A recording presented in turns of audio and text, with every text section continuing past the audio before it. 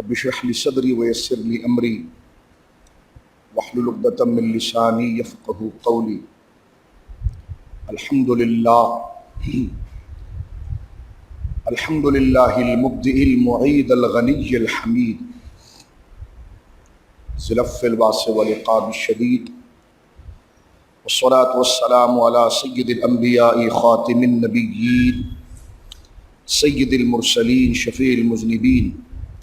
سيد الأولين والآخرين سيدنا وحبيبنا نبينا وكريمنا ومولانا محمد صلى الله عليه وسلم عبده ورسوله بالهدى ودين الحق أرسله. أما بعد فأعوذ بالله من الشيطان الرجيم. بسم الله الرحمن الرحيم. يا أيها النبي حسبك الله ومن اتبعك من المؤمنين آمنت بالله صدق الله العظيم ببركته إن الله وملائكته يصلون على النبي يا أيها الذين آمنوا صلوا عليه وسلموا تسليما. اللهم صل على سيدنا وحبيبنا نبينا وكريمنا ومولانا محمد وبارك وسلم صلاة وسلاما عليك يا رسول الله. كلهم من رسول الله ملتمس غرفا من البحر أو رشفا من الديم منزه عن شريك في محاسنه فجوهر الحسن فيه غير منقسم. ثم الرضا نبي بكر وعن عمر وعن علي وعن عثمان ذي الكرم. مولا صل وسلم دائما سرمدا على حبیبک خیر الخلق کلہم. اللہ کی حمد و ثنا نبی محترم نبی معظم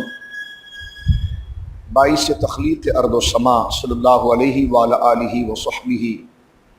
وبارک وسلم کی بارگاہ مقدسہ میں انتہائی محبت و عقیدت کے ساتھ درود و سلام پیش کرنے کے بعد تمام تعریف اللہ وحدہ لا شریک کے لیے ہے.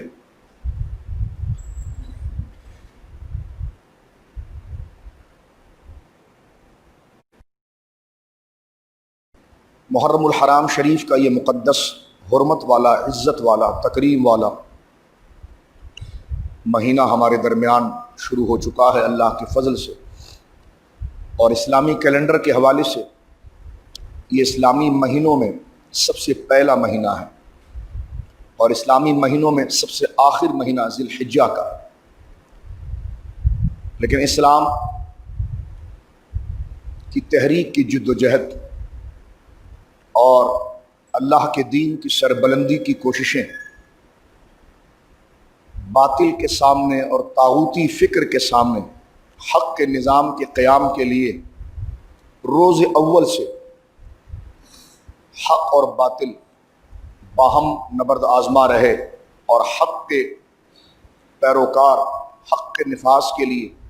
اپنی جان، اپنا مال، اپنی فکر، اپنی شوق کو قربان کر کے حق کی بقا کی کوشش کرتے رہے، کیونکہ اہل حق کا یہ عقیدہ ہے کہ ہمارے لیے جو اجر ہے، سکون ہے، انعام ہے، وہ آخرت میں ہے، اور دنیا جو ہے وہ ایک آزمانی کی جگہ ہے، ایک امتحان کی جگہ ہے. اسی لیے یہاں پر باطل کے لیے وسعتیں زیادہ کی گئی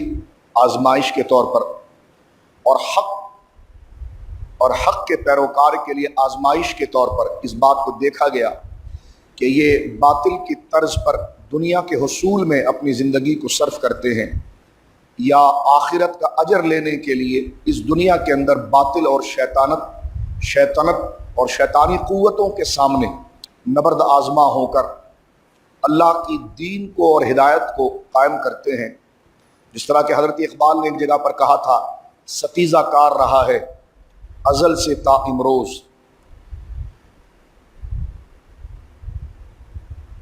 چراغ مصطفی سے شرار بولہبی. یعنی روز اول سے حق اور باطل کی یہ جنگ رہی ہے، اور باطل ہمیشہ فرعون، نمرود، یزید اور ابو لہب کی شکل میں، ابو جہل کی شکل میں نظر آیا، اور حق ہمیشہ آدم و نوح و ابراہیم،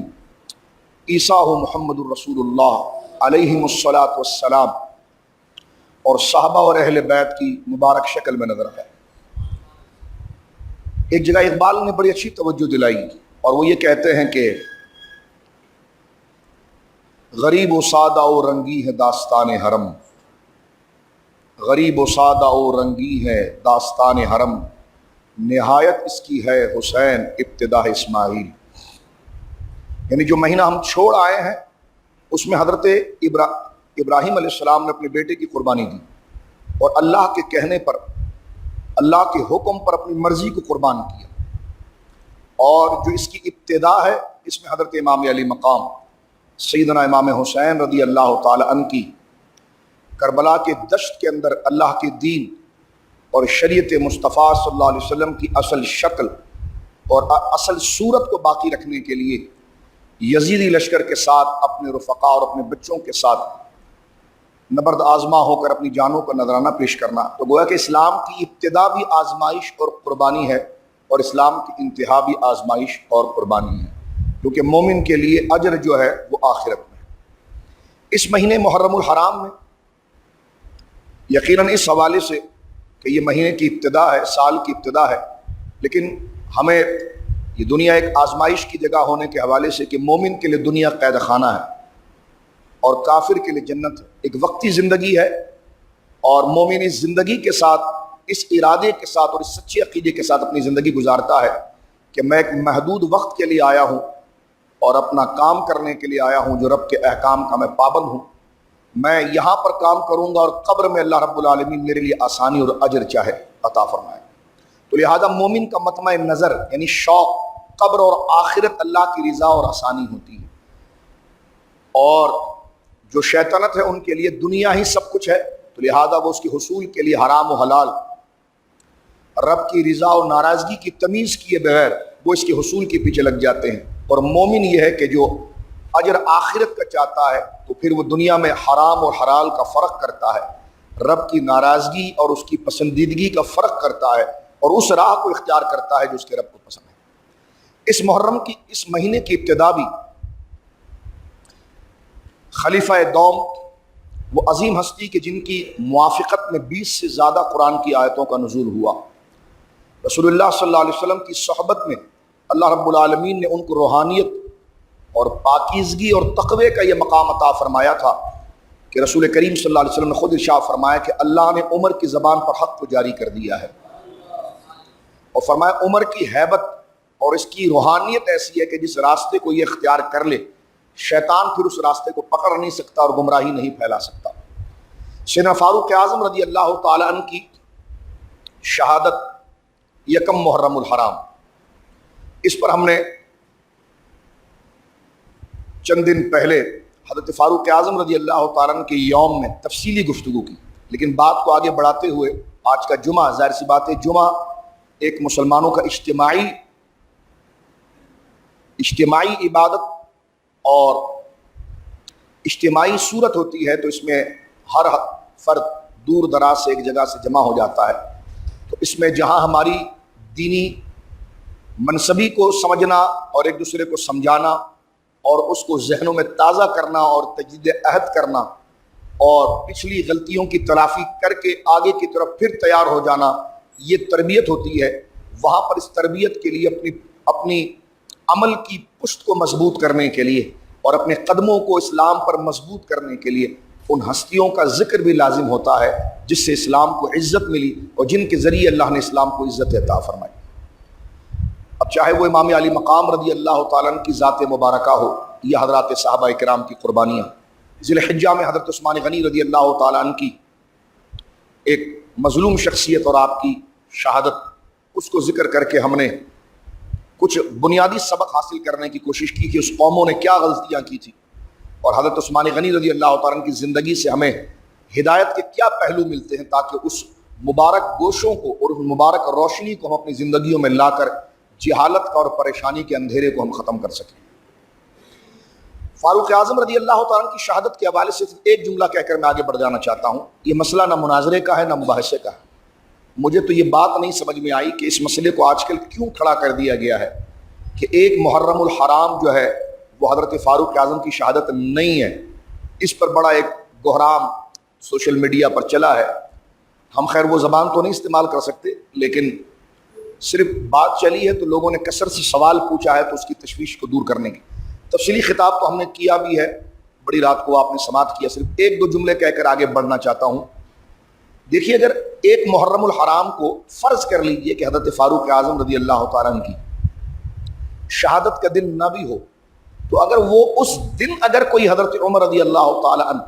کی شہادت اگر ذی الحجہ کے مہینے میں ہو گئی اور آپ کی تدفین بھی ہو گئی، اور ایک محرم کی تاریخ سے آپ کی تدفین یا شہادت کا کوئی تعلق نہ بھی ہو، لیکن اگر کوئی شخص حضرت فاروق اعظم رضی اللہ عنہ کا ذکر کرے کہ جس کے دل میں اہل بیت کے لیے برائی کا کبھی شبہ بھی نہ گزرا ہو اور وہ صحیح العقیدہ شخص ہو، تو اس کے لیے شرعاً کیا ممانعت ہے؟ بالکل کر سکتا ہے، ایک محرم کو کرے، 2 کو کرے، 4 کو کرے، 5 کو کرے، ربیع الاول کرو، بزرگوں کا ذکر کبھی بھی کیا جا سکتا ہے۔ لیکن ایک فکر جس کے متحمل اسلام نہیں ہو سکتا، نہ ایسی فکر ہمیں بڑھانی چاہیے۔ نہ ہماری ریاست پاکستان اس وقت جس خطرناک دورائے سے گزر رہی ہے وہاں پر نہ اس قسم کے تفرقے کی بات کرنے کی نہ مجھے اجازت ہونی چاہیے نہ کسی اور کو اجازت ہونی چاہیے۔ بات یہ ایک خاص رومر باقاعدہ سوشل میڈیا پر ٹرین چلا کہ اگر ایک محرم کو حضرت عمر کا ذکر کریں گے نا تو یہ اہل بیت سے دشمنی ہے اور یہ اہل بیت سے بغض ہے۔ اس فکر کی جتنی مذمت کی جائے اور اس کے پیچھے سازش کے جتنے تانے ہیں اس کی مذمت کی جائے، میں کہتا ہوں کم ہے۔ یہ کس نے ہمارے ذہنوں میں یا ہماری فکر میں یا ہمارے نوجوانوں میں یہ بات ڈالنے کی سازش کی؟ یہ سازش ہے، یہ گھنونی سازش ہے کہ صحابہ کرام کے ذکر سے اہل بیت کی توہین لازم آئے یا اہل بیت کے ذکر سے صحابہ کی توہین لازم آئے۔ العیاذ باللہ، العیاذ باللہ۔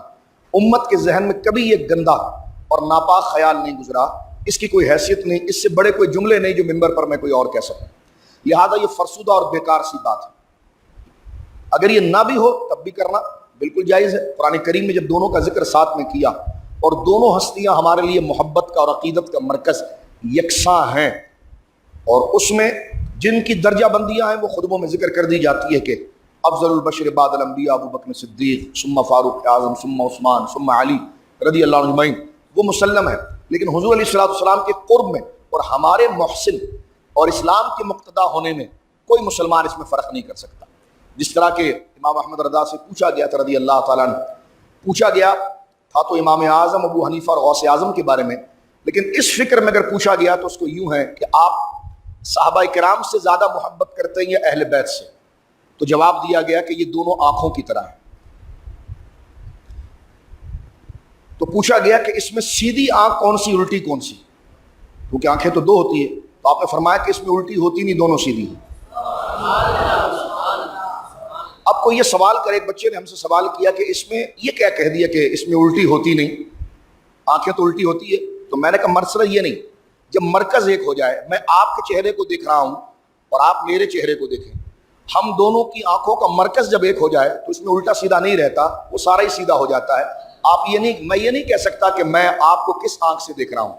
اور آپ مجھے کس آنکھ سے دیکھ رہے ہیں۔ جب مرکز ایک ہو جائے گا تو پھر اس میں الٹے کا تصور ختم ہوتا ہے، دونوں آنکھیں ایک ہو جاتی ہیں۔ تو یہ امت کو عقیدہ رکھنا چاہیے، حضرات اہل بیت اعظام اور حضرات صحابہ کرام رضوان اللہ علیہم اجمعین، دونوں سے محبت ایمان ہے اور دونوں سے بغض نفاق اور کفر ہے۔ جو ان میں سے کسی کی بھی بے ادبی کرے گا وہ دار اسلام سے خارج ہو جائے گا۔ تو لہٰذا جب یہ دونوں ہمارے ہیں تو پھر ان میں مقابلے پر لا کر انڈیا اور پاکستان کا مسئلہ بنانے کی کیا ضرورت ہے؟ لہٰذا یہ سازش ہے اور ہمارا ملک اس کا متحمل نہیں ہو سکتا، اور نہ ہمارا نوجوان اس کا آج متحمل ہو سکتا ہے کہ جس کا ایک ٹیلنٹ، تازہ ٹیلنٹ ہے، جو آگے چل کر اسلام کی خدمت کرنا چاہتا ہے، یہ ٹرین۔ تو لہٰذا سوشل میڈیا کی اس فکر کو آج ہم جمعے کے اجتماع میں مسترد کرتے ہیں اور ان لوگوں کی ہدایت کی دعا کرتے ہیں کہ اللہ رب العالمین انہیں ہدایت دے کہ وہ اس قسم کی فکر کر کے کوئی دین کی خدمت نہیں کر رہے بلکہ نقصان کر رہے ہیں اور اپنا ٹائم ضائع کر رہے ہیں۔ اور اس کے بارے میں اگر کوئی بندہ بہک گیا تو پھر ان کی نمازیں اپنی جگہ پر، اللہ رب العالمین ان کی بڑی سخت گرفت کرے گا کہ اگر ان کی غلط ہدایت کی وجہ سے کسی کے دل میں کسی عظیم ہستی کے لیے برائی آ گئی۔ یہ سوال ہے، آگے چلتے ہیں۔ جتنی تاریخ کی کتاب، پہلی بات تو یہ سمجھ لیجئے کہ تاریخ جو شعبہ ہے اس میں کسی شخصیت کی پیدائش اور کسی شخصیت کی وفات کبھی متعین نہیں ہوتی۔ کئی اقوال اس میں آتے ہیں، آپ پڑھے لکھے لوگ، ایک یہ ہے، ایک یہ ہے، ایک یہ ہے، ایک یہ ہے۔ سرکار دو عالم صلی اللہ علیہ وسلم کی پیدائش کے حوالے سے اگر آپ دیکھیں، یا سرکار دو عالم صلی اللہ علیہ وسلم کے وصال شریف کے حوالے سے آپ دیکھیں تو ایک نہیں درجنوں قول آتے ہیں، لیکن اس میں یہ دیکھا جاتا ہے کہ قول تو کافی ہے، کسی نے یہ تاریخ بتائی، کسی نے یہ تاریخ بتائی، کسی نے یہ تاریخ بتائی، اپنی تحقیق اور ریسرچ کے ذریعے، لیکن یہ دیکھا جاتا ہے کہ سواد اعظم امت کا بڑا گروہ اور زیادہ تر لوگ کس جانب گئے ہیں اور کس چیز کو، کیونکہ یہ مسئلہ کوئی ایمانیات سے نہیں ہوتا کہ اس میں سے اگر کوئی ایسا ہو جائے تو کوئی فساد لازم آ جائے، ایسا نہیں، یہ تو تاریخی پہلو ہے، آپ اہل علم میں بہتر سمجھتے ہیں۔ ہاں قرآن میں جو بات آ جائے وہ تو متعین ہے، منصوص ہے، اس میں تو ادھر ادھر ہونے کی بات نہیں، کیونکہ قرآن تو متعین کرتا ہے، تاریخ متعین نہیں کرتی۔ اگر کسی نے 2 کہا ہے تو اگلے نے 4 کا قول کر دیا، 4 کا قول آپ ڈھونڈیں گے تو اگلا 10 کا قول کر رہا ہوگا، 10 کا قول دیکھیں گے تو اگلا 15 کا قول کر رہا ہوگا، لیکن اس میں طریقہ کار اور تاریخی علم یہ ہوتا ہے کہ جو محققین ہیں وہ یہ دیکھتے ہیں کہ زیادہ لوگ اہل علم کس طرف گئے ہیں اور زیادہ لوگوں نے کیا قول کیا، بس اس قاعدے کو ذہن کر رکھ کے اس طرف آئیے۔ اب جتنی تاریخ ہیں کی مشہور کتابیں یا سیرت کی کتابیں ہیں یا حدیث شریف کی کتابیں جس میں حضرت فاروق اعظم رضی اللہ تعالیٰ عنہ کی شہادت کے حوالے سے بات آئی ہے اور گویا کہ یہ بات ذکر کی گئی ہے، تو احادیث کی کتاب میں اگر آپ آ جائیں تو مستدرک کو اگر آپ دیکھیں، امام احمد کو دیکھیں، تو وہاں پر یہ بات حدیث میں متعین ہے صحابہ کے ذریعے کہ حضرت فاروق اعظم رضی اللہ تعالیٰ نے جمعہ پڑھایا تھا۔ جمعہ پڑھانے کے بعد بدھ کا دن تھا، اور بدھ کے دن یہودی ابو لولو فیروز نے نماز کی حالت میں صبح کے وقت فاروق اعظم رضی اللہ تعالیٰ عنہ کے ناف کے قریب ایک بہت بڑے خنجر سے وار کیا تھا، دھوکے کے طور پر اس نے وار فاروق اعظم رضی اللہ تعالیٰ عنہ سے کیا، اور فاروق اعظم رضی اللہ تعالیٰ عنہ زخمی ہوئے اس میں۔ تو یہ بدھ کا دن متعین ہے۔ تاریخ کی کتابوں میں آ جائیں تو البدایہ والنہایہ آپ دیکھ لیں، اسد الغابہ آپ دیکھ لیں، سیر اعلام النبلاء دیکھ لیں، بخاری شریف کی شرح عمدۃ القاری شرح بخاری دیکھ لیں، جتنی کتابوں کو اگر آپ دیکھیں گے تو 2 چیزیں متعین کی گئی کہ بدھ کے دن آپ کو زخم لگا اور اتوار کے دن آپ کی تدفین ہوئی۔ تو بدھ، جمعرات، جمعہ، ہفتہ، اتوار، 4تھا دن، اور یہ تاریخ کے اندر متعین ہے۔ علامہ عراقی، کیونکہ ہم موٹے موٹے اقوال پڑھیں گے، علامہ عراقی لکھتے ہیں کہ اس بات پر تاریخ کا اتفاق ہے کہ حضرت فاروق اعظم رضی اللہ تعالیٰ عنہ، اتفاق کو میں ذکر کرتا ہوں، جس وقت آپ کو زخم لگا اس وقت 23 ذی الحجہ، جیسا ابھی 1442 شروع ہو گئی ہے، 23 ذی الحجہ یعنی 23 ہجری کا وہ سال تھا، اور ذی الحجہ کی تاریخ 26 تھی۔ 26 ذی الحجہ کو حضرت فاروق اعظم رضی اللہ تعالیٰ عنہ کو زخم لگا، اور طعینہ عربی میں زبان میں کہتے ہیں زخم لگنا، تو 26 تاریخ تھی ذی الحجہ کی، اور سال جو چل رہا تھا وہ 23 ہجری کا تھا، اور اگلا جو محرم کا سال لگنا ہے وہ 24 ہجری کا ہے، کیونکہ 23 یہاں پر ختم ہو جائے گا۔ تو 26 تاریخ کو جب آپ کو زخم لگا تو تمام کتابوں کے اندر موجود ہے کہ آپ 4 دن تک بقید حیات رہے، جس میں آپ نے مجلس شورا کو فوراً قائم کیا، اور آپ کو یقین ہو گیا تھا یہ زخم اتنا گہرا ہے کہ میں جان بر نہیں پاؤں گا۔ آپ نے 6 بندوں کی کمیٹی بنائی، جس میں حضرت علی المرتضیٰ رضی اللہ تعالیٰ، حضرت عثمان غنی رضی اللہ تعالیٰ، حضرت زبیر بن عوام رضی اللہ تعالیٰ، حضرت طلحہ رضی اللہ تعالیٰ، حضرت عبد الرحمن بن عوف رضی اللہ تعالیٰ، اور حضرت سعد بن ابی وقاص رضی اللہ۔ یہ 6 رکنی کمیٹی بنائی اور ان سے کہا کہ تم مشاورت کرو گے، کیونکہ اہل سنت کے نزدیک شورا سے خلیفہ قائم ہوتا ہے۔ فرمایا یہ 6، کیونکہ اس پورے اس وقت دور میں جو لوگ موجود ہیں ان میں سرکار کے سب سے زیادہ قریب اور سرکار سے بشارت پانے والے ذہین اور حضور کے مخلص ساتھیوں میں سے ہے، تو حضرت مولا مرتضیٰ سے لے کر سعد بن ابی وقاص تک 6 بندوں کی کمیٹی بنائی۔ فرمایا کہ تم نے متعین کر کے میرا نائب یعنی اسلام کا نائب اور خلیفہ متعین کرنا ہے، اور تم نے اس چیز کو سلیکشن کرنا ہے کہ کس شخص کو، تم 6 کو اختیار ہے کہ کس میں سے، یعنی خلیفہ اب جو بھی بنے گا تم 6 میں سے بنے گا، اس لیے کہ تم 6 کے 6 مہاجر ہو، تم 6 کے 6 قریشی ہو، اور تم 6 کے 6 وہ ہو کہ جو اس وقت میں جتنے لوگ زندہ ہیں ان میں سب سے افضل ہو، اور تم 6 کے 6 وہ لوگ وہ ہو کہ جن کو حضور نے اپنی دور مبارکہ میں بڑی ذمہ داریاں دی ہیں۔ انہوں نے سیدنا ابو بکر کے دور میں بڑی ذمہ داریاں سیاسی طور پر نبھائی ہیں، میرے دور میں بڑی نبھائی ہیں۔ 7ویں بندے کو ہم شامل نہیں کر سکتے کیونکہ اس کا یہ درجہ نہیں ہے، کیونکہ خلیفہ جو بنے گا وہ قریشی ہوگا، وہ مہاجر ہوگا، اس کے لیے بشارتیں ہوں گی۔ تو اس وقت جتنی بڑی بڑی بشارتیں آپ لوگوں کے لیے کوئی اور نہیں ہے، جو کرائٹیریا اسلام بناتا ہے وہ ان 6 میں ہی تھی۔ تو فاروق اعظم رضی اللہ تعالیٰ نے ان 6 کو متعین کر دیا اور متعین کر کے کہا کہ آپ شورا کو قائم کریں۔ تو آپ نے 6 کو متعین کر کے گویا کہ شورا کو اختیار دے دیا کہ آپ اس میں سے آپ 6 میں سے کوئی ایک خلیفہ المسلمین گویا کہ مسلمانوں کا متعین ہوگا. تو یہ دورانیہ آپ کے درد اور تکلیف کا جو تھا وہ 4 دن کے قریب چلا. اور علامہ عراقی فرماتے ہیں کہ تاریخ کا اس بات پر اتفاق ہے کہ جس دن آپ کو لحد مبارکہ میں اتارا گیا، قبر شریف میں اتارا گیا، وہ محرم الحرام کی پہلی تاریخ تھی. محرم الحرام کی پہلی تاریخ تھی. مثلا اگر 26 کو اگر آپ لیتے ہیں، 26 کو بدھ کا دن اگر آپ لیتے ہیں تو جمعرات، جمعہ، ہفتہ، اتوار، 4 دن. تو اس میں تاریخ ہوگی 27، 28، 29، 30. اگر چاند جو ہے کہ وہ ہو جاتا ہے 30 کا، تو آپ کا وصال ہو رہا ہے 30 کی رات میں. اور اس پر تاریخ کا اتفاق ضرور ہے کہ جس وقت دن چڑھا ہے محرم الحرام کی پہلی تاریخ کا، یہ تو متعین ہے، اتوار کا دن ہے، اس میں حضرت فاروق اعظم رضی اللہ تعالیٰ عنہ کو لحد مبارکہ کے اندر اتارا گیا. اور اگر اس کو 29 رکھ لیا جاتا ہے تو 30 وہاں پر خود متعین ہو جاتا ہے. تو لہٰذا یہ اتفاقی تاریخ ہے. اس کے مقابلے میں اقوال موجود ہیں، لیکن اس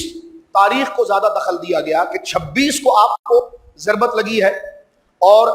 بدھ کے دن ضربت لگی ہے اور اتوار کے دن آپ کو لحد مبارکہ کے اندر اتارا گیا ہے. اور لحد میں جو اتارا گیا ہے وہ 29 کا چاند ہو یا 30 کا چاند ہو، اس کی آگے ایک الگ اضافی تاریخ گویا کہ اتفاقی شریعت گویا کہ محققین علماء کی موجود ہے، جیسے علامہ عراقی، علامہ عینی کے استاذ ہیں اور اہل سنت کے نزدیک بہت بڑی شخصیت ہے. انہوں نے فرمایا اتفقو، اس بات پر تو اتفاق ہے کہ آپ کو قبر شریف میں جو رکھا گیا ہے وہ ایک محرم الحرام کو رکھا گیا ہے. تو لہذا تاریخ وہیں پر آتی ہے. اگر یہ کہہ دیا جائے کہ 26 تاریخ کو آپ کو ضرب لگی اور اسی دن آپ نے انتقال فرما لیا، تو پھر اس بات پر جو اتفاق ہے کہ محرم کی پہلی تاریخ کو آپ کو قبر شریف میں اتارا گیا، تو 4 دن آپ کے بدن کو کیسے رکھا گیا ہوگا. اور اس وقت میں کہ زخم اتنا گہرا ہے، کیونکہ جو لوگ ایک محرم کے قائل نہیں ہیں آپ کی شہادت کی، وہ اس بات کے ضرور قائل ہے کہ 3 یا 4 دن آپ زندہ رہے ہیں. تو جب 3 اور 4 دن آپ زندہ رہے ہیں تو 26 کو اگر انتقال ہو گیا تو 3 دن بقیہ کہاں لے جائیں گے جو شورا کی ہے. تو لہٰذا قاعدہ عقلی طور پر بھی گھوم کر اسی بات پر آتا ہے تاریخ کے ساتھ کہ 26 لے لی جائے آپ کے ضرب لگنے کی تاریخ کو، یا 27 لے لی جائے، تو اس کا جو اتفاق بنتا ہے وہ ایک محرم الحرام بنتا ہے. لہٰذا یہ میں نے بہت مختصر کر کے آپ کے سامنے، اس کی پوری تفصیل اگر آپ دیکھنا جائیں تو تاریخ ابن کثیر البدایہ والنہایہ آپ کے پاس موبائل موجود ہے، اس میں آپ کر لیجئے. جہاں حضرت فاروق اعظم کی سیرت کو علامہ ابن کثیر نے ختم کیا ہے اور حضرت عثمان کو شروع کیا ہے، وہاں ابتدا کے اندر علامہ ابن کثیر نے یہ قول نقل کر دیا ہے کہ حضرت فاروق اعظم رضی اللہ تعالی عنہ وارضاہ عنہ کی تدفین ایک محرم الحرام کو ہی، اور اسی کے فوراً بعد حضرت عثمان غنی کی بیعت کا سلسلہ شروع ہو گیا. تو وہاں پر بھی محرم الحرام ہی کا قول ہے. تو یہ میں نے کچھ لوگوں کے ذہنوں پر یہ گراں بھی گزر رہا ہوگا، لیکن کیونکہ ظاہر سی بات ہے لوگوں میں ایک تشویش پھیلتی ہے، تو یہ میں نے خلاصہ آپ کے سامنے تاریخ کا پیش کیا. حضرت فاروق اعظم رضی اللہ تعالیٰ، لیکن اس سے ہٹ کر تاریخ کوئی بھی ہو، یہ وہ اجلہ اکابر ہیں کہ جن کا ذکر ہر صورت کے اندر ہر حال میں ہونا شریعت مطہرہ اس کو ممنوع نہیں کرتی ہے کہ جب چاہے ان بزرگوں کا ذکر کیا جائے. جس طرح کہ جب چاہے امام عالی مقام کا ذکر کیا جائے، کسی کے گویا کہ پیشانی پہ شکن نہیں آتی، تو جب چاہے سیدنا صدیق اکبر فاروق اعظم کا گویا کہ ذکر کیا جائے تو ماتھوں پر شکن نہیں آنی چاہیے. یہ جو ماتھوں پر شکن آ رہی ہے یہ آپ کے ذہن کا، یعنی ان کے ذہن کا کوئی فطور ہے. اسلام نے اس کو کہیں پر منع نہیں کیا ہے اور نہ آج تک امت کے تعامل نے اس کو کہیں پر منع کیا ہے. سرکار دو عالم صلی اللہ علیہ وسلم کی حدیث مبارکہ ہے کہ میری اہل بیت جو ہیں وہ کشتی نوح کی طرح ہے. مثل اہل بیتی کسفینۃ نوح، نوح علیہ السلام کی کشتی وہ تھی کہ جس میں جو لوگ سوار ہوئے تو وہ کنارے پر پہنچ گئے، قرآن میں موجود ہے. تو حضور علیہ السلام نے فرمایا کہ میری اولاد کی محبت اور ان سے تعلق جو ہے وہ کشتی نوح کی طرح ہے کہ جو بندے کے ایمان کو محفوظ رکھتا ہے، ایک حدیث. اور دوسری جانب حضور نے فرمایا الصحابی کالنجوم، میرے صحابہ ستاروں کی طرح ہے. آپ جانتے ہیں کہ کشتی اپنے ساحل یا اپنے ڈیسٹینیشن یا اپنے مرکز کو تلاش کرنے کے لیے کشتی کا ملا گویا کہ راستے کو متعین کرنے کے لیے وہ ستاروں کی جنبش اور ان کی سم سے جگہ کو متعین کرتا تھا. تو سرکار دو عالم صلی اللہ علیہ وسلم کی زبان سے دونوں کے لیے قول نقل فرمایا گیا. فرمایا کہ میری اہل بیت جو ہے وہ کشتی نوح کی طرح ہے اور میرے صحابہ جو ہیں وہ ستاروں کے مانند ہیں. یعنی کسی کے دل میں اگر اہل بیت کی محبت آ گئی تو وہ حضور تک پہنچے گا کیسے؟ جس طرح کہ کشتی ستاروں کے اشاروں پر چل کر وہ ساحل پر پہنچتی ہے. تو لہذا ستارہ بھی منزل کے لیے لازم ہے اور کشتی بھی لازم ہے، تو اہل بیت بھی لازم ہے اور صحابہ کرام بھی لازم ہے. لہٰذا اس میں کوئی وہ نہیں ہونا چاہیے. اب دیکھیے قرآن کریم کی طرف جو ہم بات کو سمیٹ رہے ہیں، حدیث پاک قرآن کریم موجود ہے سورۃ الانفال آیت نمبر 64. جس وقت حضرت عمر رضی اللہ تعالیٰ نے اسلام لائے، حضرت عبداللہ ابن عباس کا قول ہے، تو یہ آیت کریمہ بیان ہوئی کہ یا ایھا النبی حسبک اللہ، کیونکہ بڑی گھٹن تھی، کافر سر پر چڑھائے تھے، اتنی دشمنی تھی کہ حضور علیہ السلام کو اعلان نبوت کیے ہوئے ابھی 6 سال ہو گئے. 5 سال کا عرصہ اکثر آپ تاریخ میں پڑھتے، اتنا بھیانک تھا کہ کفار یہ چاہتے تھے کہ چن چن کر ایک ایک مسلمان کو مار ڈالیں. تو سرکار دو عالم صلی اللہ علیہ وسلم نے اعلان نبوت کے 5ویں سال، جن کو 5 نبوی کہتے ہیں، اپنے صحابہ کرام کو مکے سے نکالا، اور 80 سے زیادہ صحابہ کرام مکے سے نکلے بعض روایات کے مطابق، اور وہ حبشہ گئے کشتیوں کے ذریعے. حبشہ موجودہ افریقہ کے اندر ایتھوپیا، وہاں پر آپ پہنچے، جس میں حضرت عثمان غنی نے. تو سب سے پہلی اسلام کی ہجرت حبشہ تھی جو 5 نبوی کو ہوئی. ان کو حضور نے نکالا کہ کہیں یہ تو مضبوط لوگ تیار ہوئے ہیں، یہ ان کو اگر کوئی نقصان پہنچ گیا تو آگے امت کا کام کون کرے گا. جس میں حضرت مولا مرتضیٰ کے بڑے بھائی حضرت جعفر طیار تھے، جن کی کوششوں کی وجہ سے نجاشی بادشاہ جو تھا وہ اسلام اس نے قبول کیا، جن کو تبلیغ سورہ مریم کے ذریعے، کیونکہ وہ سارے نصرانی اور عیسائی تھے، تو سورہ مریم کے ذریعے حضرت مولا مرتضیٰ کے بڑے بھائی حضرت سیدنا جعفر طیار رضی اللہ تعالیٰ نے تبلیغ کر کے ان کو دار اسلام میں داخل کیا، جن کے انتقال کے بعد ان کا جنازہ حضور علیہ السلام نے پڑھا. جو ایتھوپیا کے بادشاہ تھے نجاشی، آج بھی ان کا مزار وہاں پر گویا کہ ادیس ابابا کے اندر گویا کہ موجود ہے، جو لوگ زیارت کے لیے وہاں پر جاتے ہیں. تو 6 سال آیا، اس میں حضرت حمزہ مسلمان ہوئے. سب سے پہلے حضرت حمزہ کے مسلمان ہونے کے 3 سے 4 دن کے بعد حضرت فاروق اعظم رضی اللہ تعالیٰ دار اسلام میں داخل ہوئے. یہ وہ دور تھا کہ جس میں مسلمان اعلانیہ طور پر خانہ کعبہ میں نہیں جا سکتے تھے، نہ اعلانیہ طور پر نماز پڑھ سکتے تھے. لیکن جب حضرت عمر رضی اللہ تعالیٰ نے اسلام قبول کیا تو اس وقت سرکار دو عالم صلی اللہ علیہ وسلم سے سوال کیا، کیا ہم حق پر نہیں؟ حضور نے فرمایا عمر ہم بالکل حق پر ہیں. تو فرمایا جب ہم حق پر ہیں تو پھر گھٹ گھٹ کر کیوں جیے، ہم کیوں نہ بات کریں؟ تو حضور نے فرمایا کیا کہنا چاہتے ہو؟ فرمایا حضور آج کی نماز جو ہے وہ حرم میں پڑھی جائے گی. سیدنا فاروق اعظم اور حضرت حمزہ اس قافلے کے آگے ہوئے، اور روایت میں یہ بھی آتا ہے کہ آپ کی مونچھیں بڑی بڑی تھی، یعنی یہاں سے مونچھیں کم اور دائیں جانب سے بڑی بڑی تھی، اور آپ اپنے مونچھوں پر ہاتھ پھیرتے تھے اور مشرکین کو دیکھ کر کہتے تھے کہ سامنے آؤ اگر روکنا چاہتے ہو. تو یہ پہلا وقت تھا کہ جس میں آزادی کے ساتھ اعلانیہ طور پر مسلمانوں کا وہ گروہ، جتنے لوگ تھے 40 تھے یا 60 تھے، جتنے لوگ تھے وہ سارے جمع ہو کر آئے اور انہوں نے خانہ کعبہ کے اندر اعلانیہ نماز پڑھی. تو اب اللہ نے یہ آیت نازل فرمائی، حبیب یا ایھا النبی، اے نبی مکرم صلی اللہ علیہ وسلم، حسبک اللہ، اللہ آپ کے لیے کافی ہوا. یہ جو مشرکین اتنا بڑا لشکر آپ کے لیے بنا کے رکھے تھے، تو دیکھیے اللہ نے آپ کی مدد کی. وَمَنِ اتَّبَعَكَ مِنَ الْمُؤْمِنِينَ، اور وہ لوگ آپ کے لیے کافی ہوئے کہ جو اہل ایمان ہیں. اس آیت کے 2 ترجمے ہیں. ایک ترجمہ یہ ہے، کیونکہ واو عاطفہ بیچ میں آیا، اس کا ایک معنی یہ بنتا ہے کہ یا ایھا النبی حسبک اللہ ومن اتبعک من المؤمنین، اے محبوب کریم صلی اللہ علیہ وسلم، اللہ آپ کے لیے کافی ہے اور ان کے لیے بھی کافی ہے جو اہل ایمان آپ کی اتباع کرتے ہیں. یعنی یہاں پر یہ ہے کہ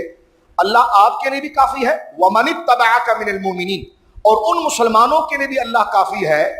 کہ جو آپ کی اتباع کرتے اور اسلام لائے. ایک معنی اس کا یہ بھی کیا گیا ہے، کیونکہ یہ آیت کو سمجھنے میں ایک معنی مفسرین نے یہ بھی کیا ہے کہ اے محبوب مکرم، اللہ آپ کے لیے کافی ہے اور وہ لوگ بھی آپ کے لیے کافی ہیں جو آپ کی اتباع کرتے اور مومنین ہیں. اب یہ ترجمہ دیکھیے، یعنی ایک یہ کہ اللہ بھی آپ کے لیے کافی اور مسلمان بھی آپ کے لیے کافی. یہ آیت کا ایک ترجمہ یہ بنتا ہے. ایک یہ بنتا ہے کہ اللہ آپ کے لیے بھی کافی اور مسلمانوں کے لیے بھی کافی. تو لہٰذا یہ 2 ترجمے مفسرین نے اس آیت کے کیے ہیں. اگر عربی ذرا بھی بندہ جانتا ہو تو دیکھ سکتا ہے کہ یا ایھا النبی حسبک اللہ ومن اتبعک من المؤمنین، اس میں دونوں ترجموں کی گنجائش ہے. یعنی آپ ذرا تھوڑا سا ذہن میں جوڑ دیں، یعنی مخاطب حضور کو کیا گیا اور یہ کہا گیا کہ اللہ آپ کے لیے بھی کافی ہے اور جتنے لوگ ایمان لائے ہیں ان کے لیے بھی اللہ کافی ہے. ایک ترجمہ یہ ہوا، اور ایک ترجمہ یہ کہ آپ کے لیے اللہ کافی اور یہ مسلمان بھی کافی. لیکن اس ترجمے میں تضاد نہیں ہے. اللہ تو حضور کی حفاظت کے لیے کافی ہے، لیکن اس کی ظاہری شکل کیا ہوگی؟ وہ صحابہ کرام ہوں گے. تو اس کا یہ معنی کرنا کہ اللہ آپ کے لیے کافی ہے اور مسلمان بھی آپ کے لیے کافی، یہ ترجمہ غلط نہیں. اس لیے کہ اللہ تو کافی ہے لیکن وہ کفایت اور وہ حفاظت اسباب کے ذریعے ظاہر ہوگی. اللہ ایسے اسباب کو کھڑا کر دے گا جو نبی کی حفاظت کریں گے، اور اس میں کون تھے؟ حضرت حمزہ تھے، حضرت عمر تھے اور یہ صحابہ کرام تھے. کیونکہ بعض لوگ اس ترجمے پر کہتے ہیں کہ آپ نے کیا ترجمہ کر دیا، تو یہ دونوں ترجمے میں نے آپ کے سامنے واضح کیے اور مفسرین کی تمام کتابوں کے اندر جگہ جگہ پر یہ موجود ہے کہ دونوں ترجمے ہو سکتے ہیں. یعنی دونوں جماعت نبی اور صحابہ کے لیے اللہ کافی ہو، یہ ترجمہ بھی ہو سکتا ہے، نبی کے لیے اللہ بھی کافی، صحابہ بھی کافی، یہ دونوں ترجمے ہو سکتے ہیں۔ پہلا ترجمہ حقیقت پر مبنی ہے اور دوسرا ترجمہ مجاز اور سببیت پر مبنی ہے۔ صحابہ کرام رضوان اللہ علیہ مجمعین، یہ قرآن کریم کی آیت ہے جو چیدہ چیدہ مسائل رہ گئے تھے۔ اب بات کو یہاں پر ختم کرتے ہوئے ایک بات کہ فاروق اعظم کا ایمان کیسا تھا۔ دیکھیے یہ حدیث پاک جو ہے کہ من کنت مولاہ فہذا علی مولا، کوئی مسلمان اس سے بھاگ نہیں سکتا، اور جو بھاگے وہ مسلمان نہیں رہ سکتا کہ جس کا میں محبوب ہوں اس کا علی محبوب ہے۔ میں نے کہا جس طرح یقیناً ہر مسلمان کا حضرت مولا مرتضیٰ کی شان اور مقام پر یہ عقیدہ ہے، کوئی اپنے دل کے اندر بال نہیں لا سکتا، جو بال لائے وہ تو منافق ہو جاتا ہے، لیکن میں کہتا ہوں یہ بشارت جہاں حضرت علی کے لیے ہے تو جہاں حضرت عمر کے لیے حضور نے دی ہے تو وہ بھی پڑھ لی جائے تاکہ بیلنس ایک آ جائے۔ حضرت سیدنا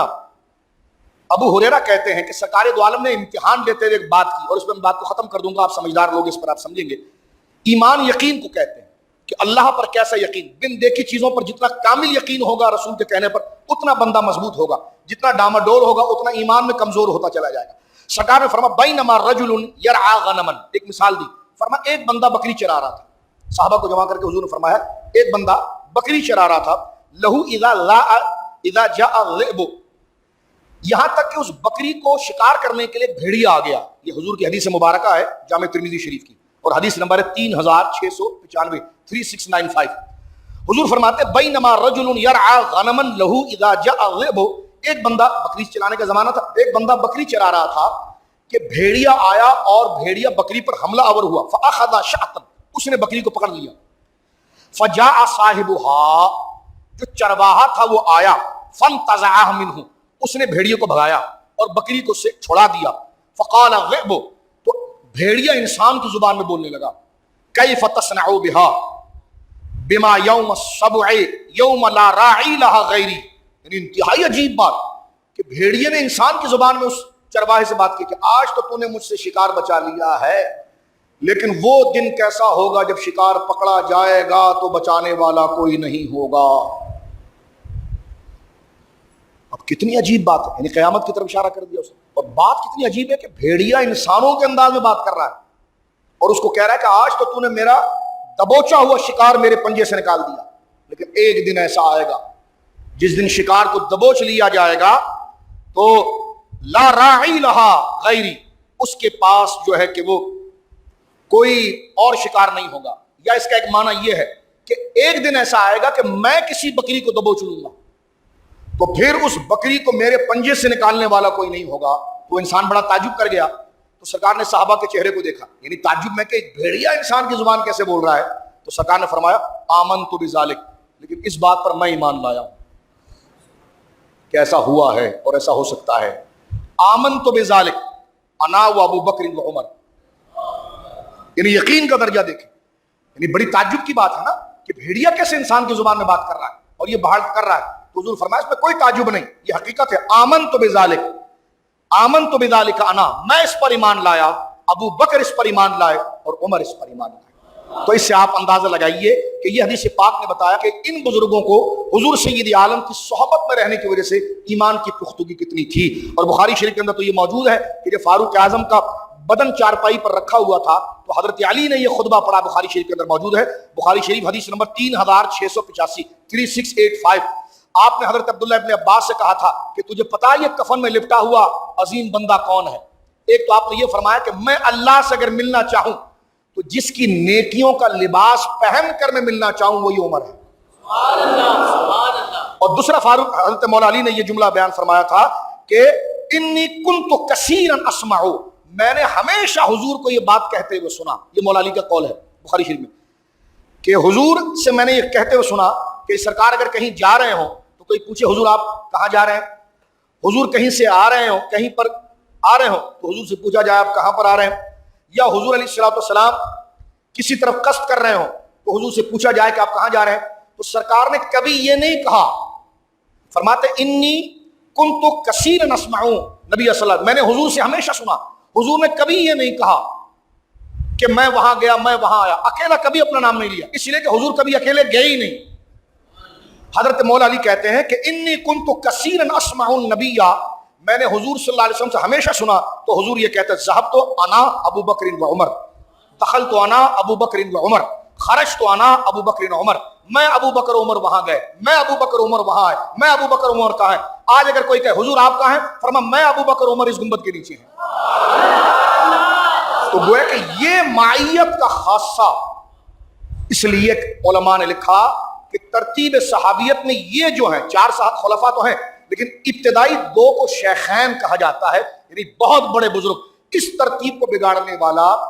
خارج اہل سنت قرار دیا گیا، کیونکہ یہ نظریہ اس ترتیب کے ساتھ موجود ہے۔ تو میں نے صرف مختصر وقت میں، کیونکہ آج کے دن کو مناسبت ہے جمعے کو حضرت فاروق اعظم سے، تو ان بنیادی باتوں سے ہم اپنے دلوں سے جو دنیا کا خوف، دنیا کی لالچ کی گندگی ہے، وہ ان کی یادوں سے ہمارے دلوں سے نکل جائے اور ہمیں پتہ چلے کہ ہم کن کے ماننے والے ہیں اور ہماری منزلیں کیا ہیں۔ تو لہٰذا یہ ان کی محبتیں، یہ ان کا کردار ہے جو ہمیں نماز کے لیے مستعد کرتا ہے اور ہمیں عبادت کے لیے مستعد کرتا ہے۔ چاہیے یہ کہ نوجوانوں سے میں کہوں گا، ان دنوں میں آج آپ فاروق اعظم رضی اللہ تعالیٰ عنہ کی زندگی کا مطالعہ کریں کہ انہوں نے 22,51,030 مربع میل کو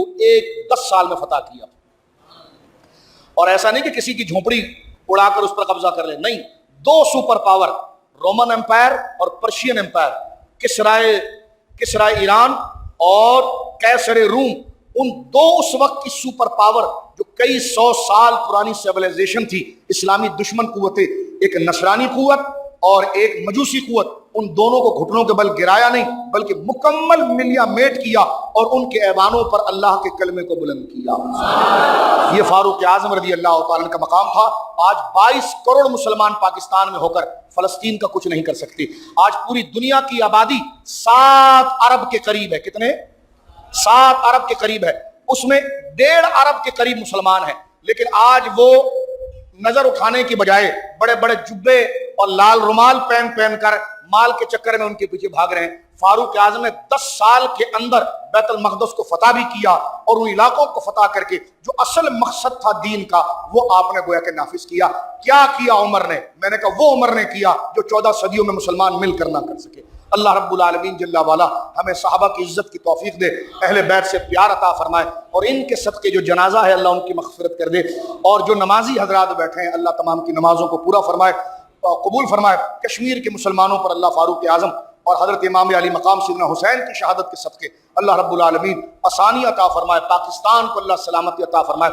امت کو فضول کاموں میں بٹنے کی بجائے حق کے نظام کے تحت کلمہ توحید اور نظام مصطفیٰ کے نفاذ کے لیے ایک قوم بن کر جد و جہد کرنے کی، قبلہ اول کی آزادی سے لے کر کشمیر کی فتح تک اپنی کوششیں بروئے کار عملی طور پر لانے کے اللہ رب العالمین توفیق عطا فرمائے۔ اس لیے کہ حضرت ابو بکر کی زندگی ہمیں یہی اخلاص کا جذبہ دیتی ہے، حضرت عمر کی زندگی یہی جذبہ دیتی ہے، سرکار مولا کائنات کی گویا کہ مظلوم زندگی ہمیں یہی درس دیتی ہے۔ کربلا کے شہید ہرے حضرت علی اصغر ہو یا نوجوان علی اکبر ہو یا حضور سیدنا امام علی مقام ہو، ان کی شجاعت ہمیں یہی درس دیتی ہے کہ ستیزہ کار رہا ہے ازل تا امروز، ستیزہ کار رہا ہے ازل تا امروز، نہا کے چراغ مصطفی سے شرار بول حبی تک، غریب و سادہ رنگی ہے داستان حرم۔ مبارکباد دے دینی چاہیے محرم کی، لیکن کبھی یہ بھی دیکھ لینا چاہیے کہ غریب و سادہ و رنگی ہے داستان حرم، نہایت ہے اس کی حسین تو ابتدا ہے اسماعیل۔ واخر دعوانا